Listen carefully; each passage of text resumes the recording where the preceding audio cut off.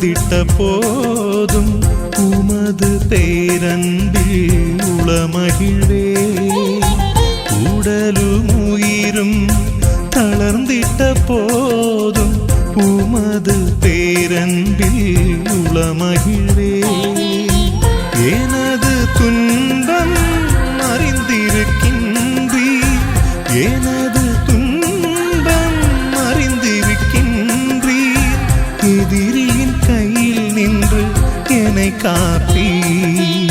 ஆதி அந்தமாய் ஆளும் தேவனின் வாழும் புகழினை நாடும் பாடுவே.